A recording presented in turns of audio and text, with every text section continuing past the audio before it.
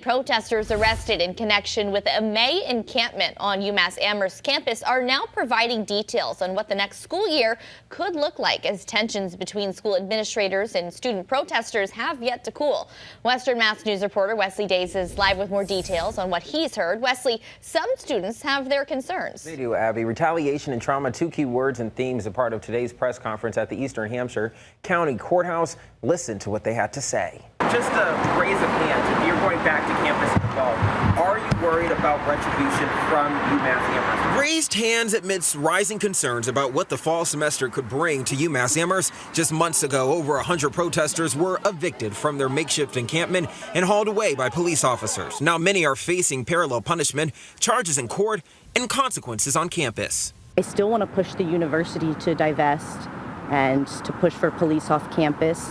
But I'm also afraid of showing up to protests because it's kind of unclear how UMass will respond. Student protesters pushing for the school to disclose and divest from companies tied to the crisis in Gaza are headed back to class with critiques on their conduct, an arguably more strenuous problem for those facing punishment. The processes that have been much more punitive and traumatizing for students have been the student code of conduct. I accompanied one student recently last week, and they are withholding students' degrees.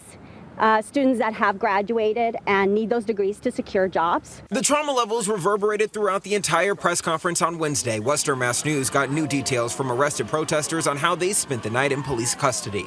Those held overnight at the Mullen Center report police restraining them via the use of zip ties to the point of physical injury and denying them access to the bathroom and to water for hours at a time. Even with the trauma, the transition into the next school year is coming quick, and protesters promise they aren't backing down from pushing the university to do better. I can't speak to any direct plans. I can say that, the conditions that brought us to protest in the first place are still ongoing. We want to reiterate that the fight for Palestinian liberation is not over.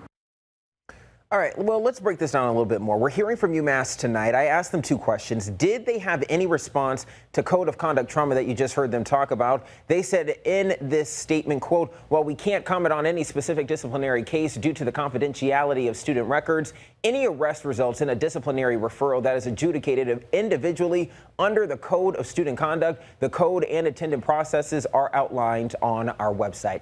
Now, then I asked about concerns tied to retaliation. They said, quote, "The University of Massachusetts Amherst upholds the values of freedom of speech, thought, inquiry, and artistic expression for all community members. Protests and demonstrations are recognized as legitimate forms of self-expression, but the university reserves the right to limit events that pose a danger or disrupt campus activities. Students planning demonstrations are encouraged to be aware of their rights, university policies, and available resources." All right, so we heard from the college. Let's turn to the consequences. It's important to note those legal ramifications are still up in the air at this point, Abby. Some have already accepted the Northwestern District Attorney's deal to have their charges dropped if they complete the adult diversion program. It's unclear how many people will be a part of that deal. We'll keep an eye on that. Reporting live in studio, Wesley Days, Western Mass News.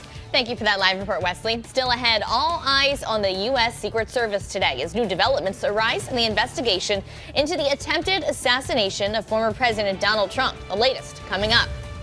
And later, one of the rulings made by the U.S. Supreme Court last